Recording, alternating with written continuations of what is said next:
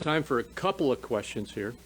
Go. The first two hands were these two ladies right here. Let's do that, and we'll do then we'll do you two ladies, and then we'll be done. I know some Democrats have also pointed to oil corporations for price gouging. One, do you all agree with the premise that this could be a product of corporate greed? And I know some of them say that they want to see the excess profits that they believe that oil companies are benefiting from right now, and try to either put it directly in Americans' pockets or try to subsidize that gas tax holiday. Well, we've got a couple of experts behind me, but let me take the first quick shot at this, and then let my colleagues answer. But the bill you're talking about is the so-called windfall profits tax proposal. The notion is based on the fact that oil companies are just artificially driving the price of oil up because they have a chance in this market. The fact is that the price of oil is not controlled by these companies. They don't set that price. The price of crude oil today in the world is a part of a very deep and rich and competitive global market. And that is what supply and demand in that market determines the price of gas. The bill you're referencing is one, if I understand it correctly, calls it a windfall profit tax if our producers produce more fuel, more gas. And they'll be taxed on producing more, not raising the price. In other words, do not produce any more gas. If you do, then we will say that you're gouging.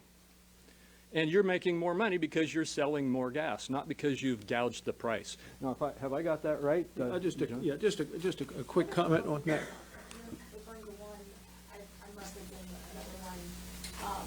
Maybe the mechanism might be a little different. Because it's easy to get whiplash trying to watch this, because you have the frightened four, the Democrats who are running this year, who the four of them came out with a bill to do a gas tax holiday, to say people will then lower their rates by about 18 cents, or, which to me is just a Band-Aid on a bullet hole. They put the bullet hole into the energy industry, and now they want to put a little Band-Aid over it by lowering it. Oh, but only until after the election. Then if they get reelected, going right back up. So those are those four.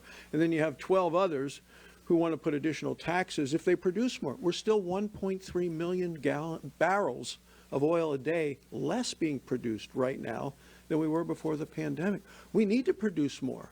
And they say we're going to penalize the companies that produce more by increasing a tax on them. It's going to raise the prices for people. So, they got their own war going on in the Democrat Party right now. Yes, ma'am, you were now. Can I just real briefly touch on that? Because we see this time and again. Look, we have to just follow market forces here. We can bring more production on, more supply into the market, and that will help lower the price. And we hear these accusations from Democrats all the time about how markets are failing us. Well, when prices decrease, they'll allege predatory pricing. When prices go up the same rate across different companies, they'll allege parallel pricing. And then when prices increase, they'll allege monopolistic pricing. So regardless of the pricing, the Democrat answer is markets aren't working. Well, what we need to do here is frankly, it's the exact opposite. We need to marshal our market forces by increasing supply, and that will lower the price. We know that. Yes, yeah, it was back here. The Republican General Assembly and Republican governor in Georgia, as well as the Republican governor in Maryland, have signed temporary gas tax suspensions that you guys have just described as gimmicks and Band-Aids on a bullet hole. So do you say that to them? Do you think those state suspensions are also gimmicks and not effective?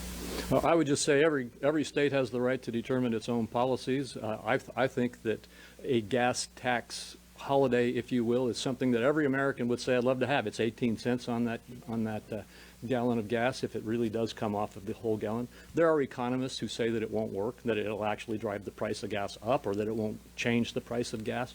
But what American wouldn't say that they want to have an elimination of a part of their taxes?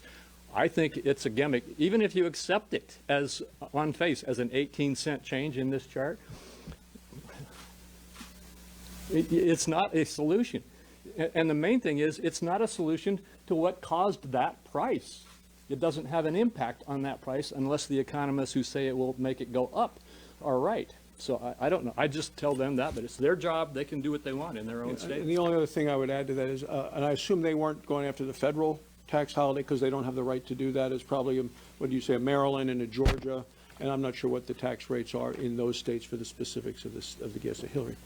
Oil and gas groups wrote a letter to the president last week saying, talking about the backlog of drill permits, saying that that needs to be cleared, and also talking about environmental reviews that they have to undergo, and that can delay drilling for years.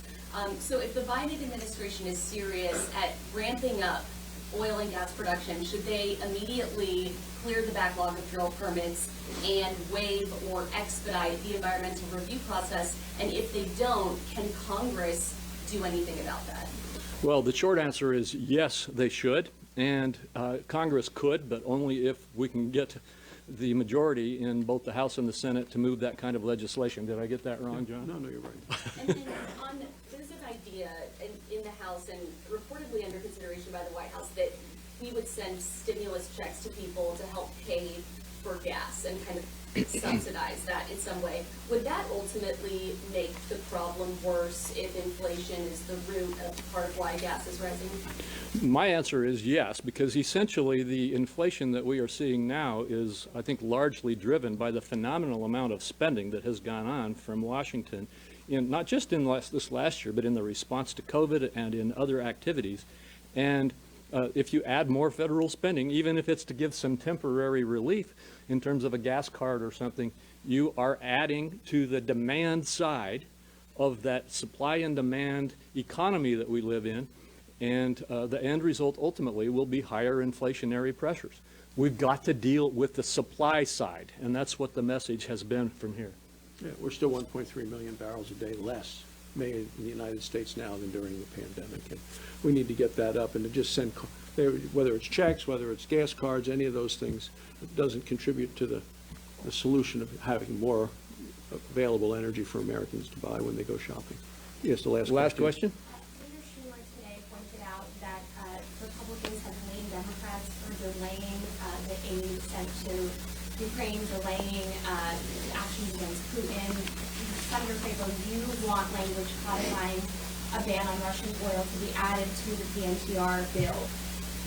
Would that be delaying, though, that trade legislation from coming through? It's an interesting thing.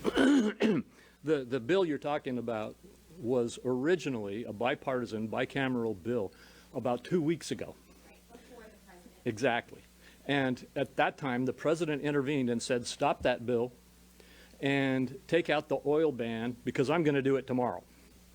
And what he wanted was, if I understand it right, he didn't want the language in the bill on the oil ban that dealt with his ability to withdraw the oil ban. In other words, to give Congress a right to review his actions on the oil ban. And so he himself delayed it. The House then delayed it and has still delayed having us move that forward. And now they've put me and the Republicans in a position of saying, wait a minute, you want to pass a piece of the response, but kill a piece of the response. And so it is true that slowing them down, what I said on the floor just before I came in here was, we only need to slow down for a few hours so that you can fix the bill. And we are ready to move immediately. But if there is delay, if they don't accept my offer to do exactly what was a bipartisan, bicameral solution, got over 400 votes in the House, but is sitting in the House right now with no action. If they refuse to move forward on that, who's causing the delay? And I guess I would say, yeah, I'm slowing their ability down to rush through and stop doing the bill. But what I'm doing is speeding up their ability to get the whole bill put together. Boy, I can't predict that. I had thought we would have one by now. And I hope that we have one by nightfall tonight.